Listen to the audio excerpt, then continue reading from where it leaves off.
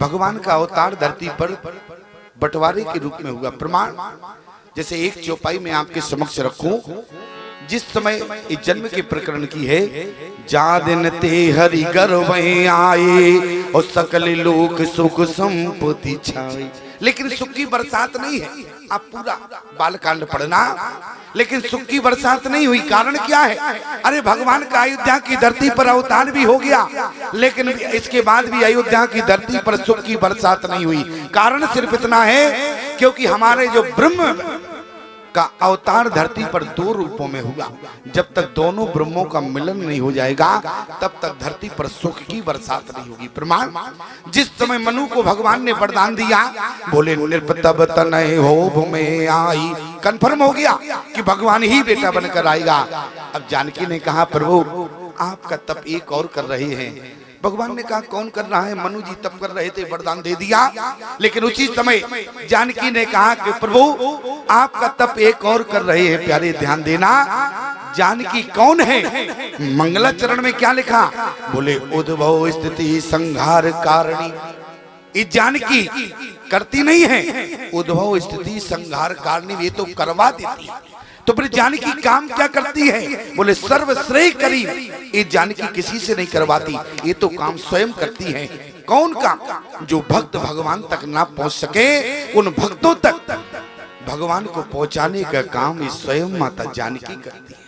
ये काम किसी दूसरे से नहीं करवाती।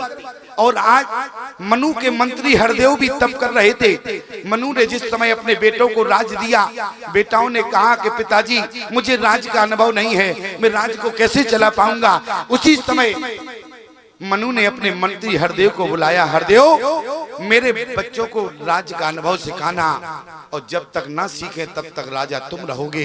अनुभव जिस दिन सीख जाए उस दिन राज्य इनको सौंप देना।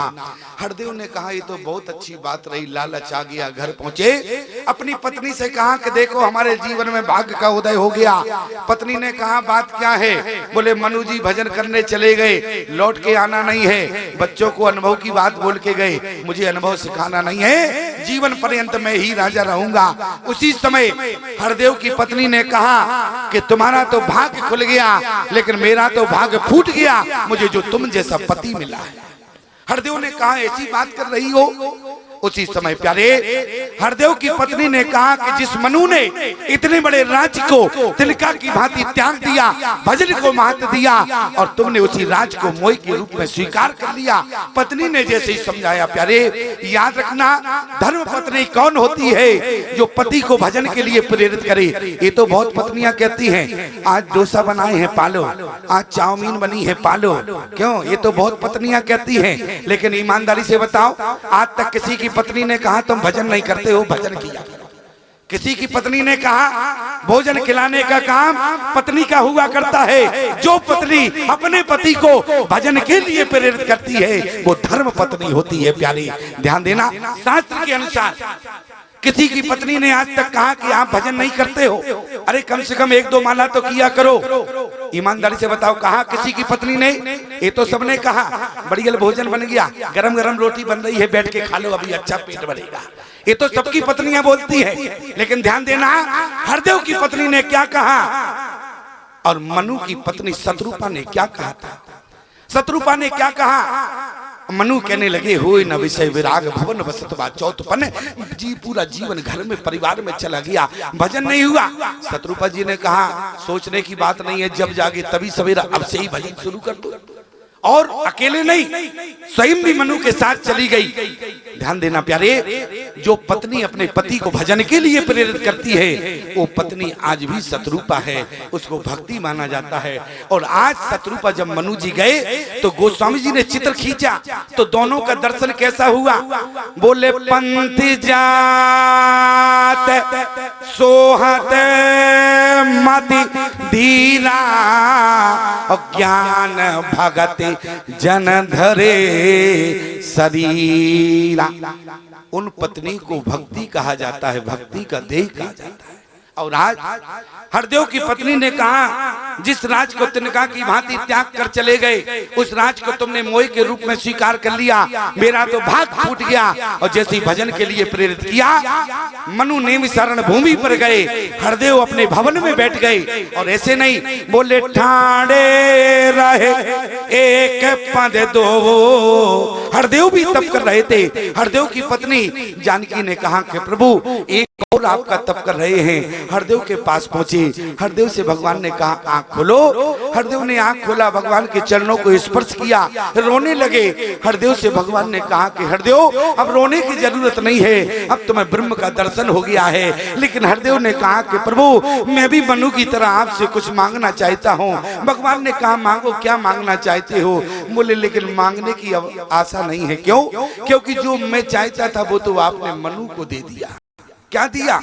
निर्पितब तनय अरि होब में आई, मैं ही तुम्हारा बेटा बनकर आऊंगा। इसका मतलब क्या हुआ? बोले मनु की तरह हरदेव भी भगवान को बेटा के रूप में चाहते थे, लेकिन भगवान ने समाधान कर दिया। कहा कि हरदेव यदि मनु ने मुझे बेटा के रूप में मांगा है तो तुम मुझे बेटी के रूप में मांग लो। मैं मनु के यहाँ बेटा बनकर आऊंगा, तुम्हारे यहाँ बेटी बनकर आऊंगा। और याद रखना प्यारे, इसलिए गोस्वामी जी ने क्या लिखा? बोले जनक सुकृत मूरत बेदेही और दशरथ सुकृत राम धर दे। क्यों? क्योंकि हरदेव जनक बने और मनु जाके दशरथ बने। प्यारे आज तप करने के बाद दोनों को निर्गुण निराकार ब्रह्म धरती पर दो रूपों में प्रकट हुआ। ब्रह्म एक तो बेटा के रूप में चला गया, एक बेटी के रूप में चला गया। और जिस दिन गोस्वामी जी ने क्या कहा? अरे जब ते राम ब्याहे घर आए, जब ते राम ब्याहे घर आए, जब ते राम ब्याहे घर आए, जब ते राम ब्याहे घर आए, नव मंगल मोद बधाए, नव मंगल मोद बधाए, नव मंगल मोद बधाए, नव मंगल मोद बधाए। भुवन चारे दसे भूधर भारी, भुवन चारे दसे भूधर भारी। शब्द पर ध्यान देना, क्या है? भुवन चारे दसे भूधर भारी, भुवन चारे दसे भूधर भारी। जब ते राम ब्याहे घर आए, जब ते राम ब्याहे घर आए, नित नव मंगल मोद बधाए, नित नव मंगल मोद बधाए। भुवन चारे दसे भूधर भारी, भुवन चारे दसे भूधर भारी। सुकृत मेघे सुखो बरसे बारी, सुकृत मेघे सुखो बरसे बारी। आज अयोध्या की धरती पर सुख की बरसात हुई। क्यों? जब दोनों ब्रह्म एक हो गए। प्यारे गिरा अरत जल बीच सम, अरे कहियत भिन्न न भिन्न, बंदो सीताराम जिन्हें परम प्रिय खिन्ना। जब दोनों ब्रह्म एक हो गए प्यारे, तब अयोध्या पर सुख की बरसात हुई है। और आज ऐसे ब्रह्म को तप करने के बाद बेटा बेटी के रूप में प्राप्त